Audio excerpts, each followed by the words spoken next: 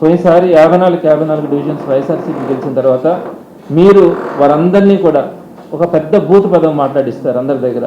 అదేమంటే గెలిచిన పార్టీలో చేరితే అభివృద్ధి కార్యక్రమాలకు అవకాశం ఉంటుందని చేరతా ఉన్నామని చెప్పి వాళ్ళ దగ్గర ఒక మాట చెప్పించి వారందరికీ కూడా కండువాలు కప్పినటువంటి పరిస్థితి. ఎక్కడా కూడా ఇది ప్రజాస్వామ్యంలో ఈ మాట మనకు ఎక్కడ వినపడదు.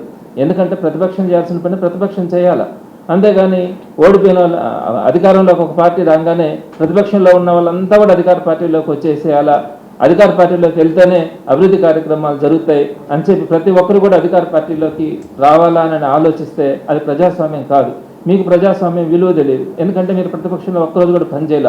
లాస్ట్ మున్సిపల్ ఎలక్షన్స్లో మీరు ఒక్కరోజైనా ఒక్క నాయకుడి కోసమైనా ఒక కార్యకర్త కోసమైనా మీరు పనిచేసింది కానీ వారి గురించి ఆలోచించింది కానీ మీకు తెలియదు, మీరు ఆ పని చేయలే. మరి ఈరోజు మీరు అధికారంలోకి రాగానే గతంలో 2014-19 అధికారంలో ఉన్నప్పుడు కనిపించారు, మళ్ళీ ఇప్పుడు 2024-29 అధికారంలోకి రంగనే కనిపిస్తూ ఉంటారు. 2019-24లో ప్రతిపక్షంలో ఉన్నప్పుడు కనిపిల్ల, అదేమంటే నేను కేంద్ర కార్యాలయాల్లో అక్కడ పనిచేస్తున్నానని చెప్తారు. అది ఊడికి తెలియదు, ఊడి చూసిందిలే. కాబట్టి మీరు అబద్ధం చెప్తే కూడా నమ్ముతారనే భ్రమతో మీరు నేను ఆడ పని చేసినా ఏడ పని చేసినా ప్రజలకు కనిపించలేదు, అదొక్కటే నేను చేసిందని అంటారు.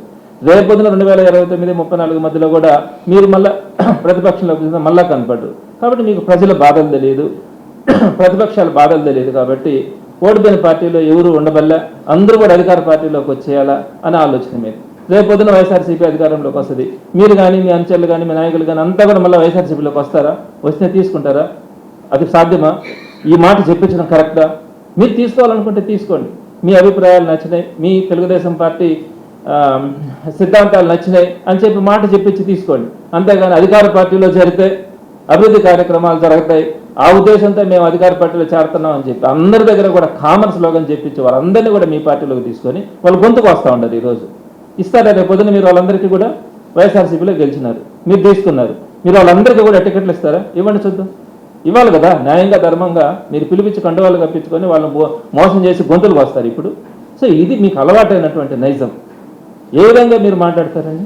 ఈరోజు నెల్లూరు కార్పొరేషన్ని ముక్కలు చేసినటువంటి తీరు చూస్తే ఎక్కడ పాము వెలుకల్లాగా ఉన్నాయి, సన్న సన్న ముక్కలుగా ఎక్కడ చేసి ఆ బిట్టుని ఈ బిట్టుని కలపడం, కులాలని మతాలని కాలనీలని మీ ఇష్టం వచ్చినట్టు విభజించినారు.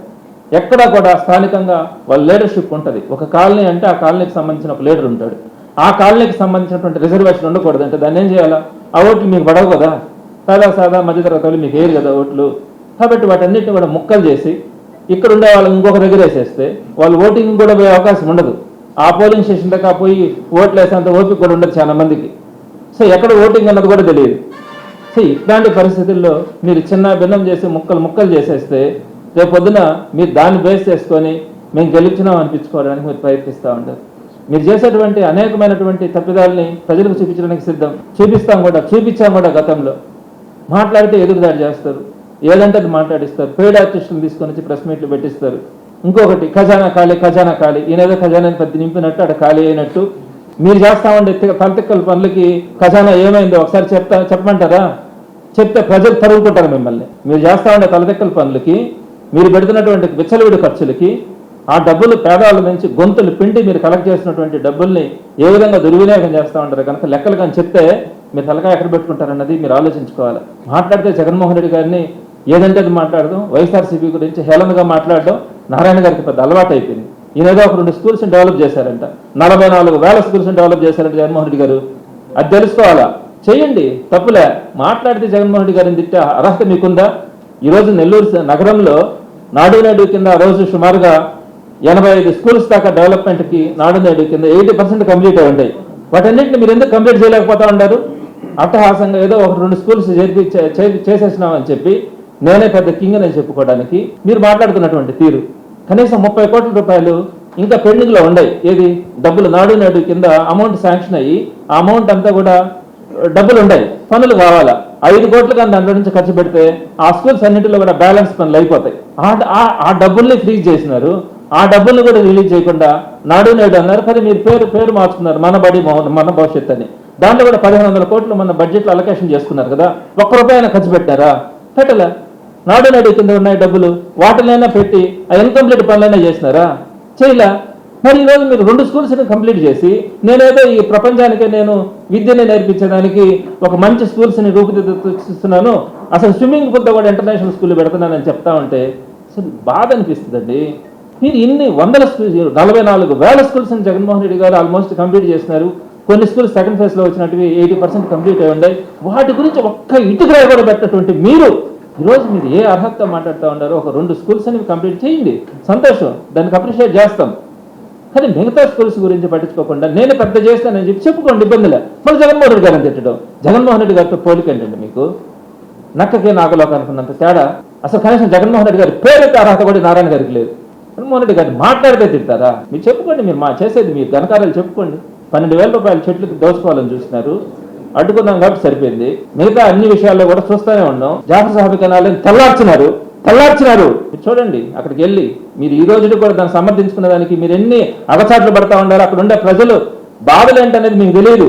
ఇప్పుడు కూడా జాఫర్ సాహెబ్ కెనాల్ని ఇంకా నాశనం చేయాలని చూస్తూ ఉంటారు. అక్కడ ఉండే పేదవాళ్ళని, ఇంకా ఉండే వాళ్ళని కూడా తరిమి కొట్టి. సో ఇట్లా మీరు తలపై మన సర్వేపల్లి కెనాల్ మీద పట్టింది చూపు, దాన్ని నాశనం చేయడానికి. ఆ సర్వేపల్లి కెనాల్ రివిట్మెంట్ 80% దాకా అయ్యింది. దాని మీద ఒక కిటికరాయి పెట్టల, దాని పక్కన ఉండేది ఆక్రమించుకొని మళ్ళీ అక్కడ వాళ్ళ ఎంటీ మూలకి మళ్ళీ షాపులు ఇస్తారంట. మీకేం అర్హత ఉందండి? జాఫర్ సాహెబ్ కెనాల్ రివిట్మెంట్ మీరు చేసినారా? దానికి ముందు రోడ్డు మీరు వేసినారా? ఏమీ చేయకుండా మీరు వచ్చి మీ వాళ్ళకి, మీ ఎంటీ వాళ్ళకి, మీ దగ్గర పనిచేసే ఉద్యోగులకి, మీ దగ్గర ఉద్యోగులు ఎంతమందికి ఇచ్చారో కూడా లిస్టు పెట్టమంటారా? పెట్టలేక కాదు, మీరు మాట్లాడితే మీరంతా కూడా నోటుకు వచ్చినట్టు మాట్లాడితే మీకు అలవాటు నైజం అయిపోతా ఉంది. మరి ఇప్పుడు కూడా దాన్ని ఆ మిగతా దాంట్లో కూడా అంగళ్ళు పెట్టాలంట. ఎన్ని అంగళ్ళు జరుగుతాయి? సాయంత్రం 4 గంటలకు పోదాం, కనీసం 10% షాప్స్ తీసారా? బలవంతంగా తీస్తున్నట్టు రాత్రి 2 గంటల దాకా నమ్ముకోవచ్చు అంట వాళ్ళు. ఏ మిగతా షాపులలో ఎక్కడ అమ్మకూడదు. మీరు ఇచ్చిన అంగళ్ళు మాత్రం రాత్రి 2 గంటల దాకా అమ్ముకోవచ్చు అంట. అది ఏం చేస్తూ ఉండారు మీరు? సండేలు అమ్ముకోవచ్చు అని చెప్తున్నారు. పెట్టండి, స్కీములు ఎన్ని పెడతారో పెట్టండి. ఎక్కడ బలవంతంగా వాళ్ళ మీద షాపులు తీపించాలని. ఏ దుర్మార్గం కదా ఇవన్నీ. ఈరోజు ఈ బైఫర్కేషన్ చూస్తూ ఉంటే కడుపు పండుతుంది. మీరు ఓడిపోతారని డిసైడ్ అయిపోయి దీన్ని ముక్కలు చెక్కలు చేసి రిజర్వేషన్ని గందరగోళం చేసేసి ఎవరికి కూడా స్థానిక నాయకత్వం లేకుండా కలిసి ఉండే వాళ్ళందరినీ కూడా విడగొట్టి ఈ పరిస్థితులను మీరు తీసుకొని వచ్చి నెల్లూరుని ఏ విధంగా మీరు చేయాలనుకుంటున్నారనేది మీరు ఒకసారి ఆలోచించుకోమని నారాయణ గారికి కానీ కూటమి ప్రభుత్వ పెద్దలకు కానీ తెలియజేస్తా ఉన్నాం. అదేవిధంగా ముందు కూడా చెప్తున్నాం, మీరు లెక్క లేకుండా మేము ముందుకు వెళ్తామంటే మేము తప్పకుండా కూడా న్యాయస్థానాన్ని కూడా ఆశ్రయిస్తాం.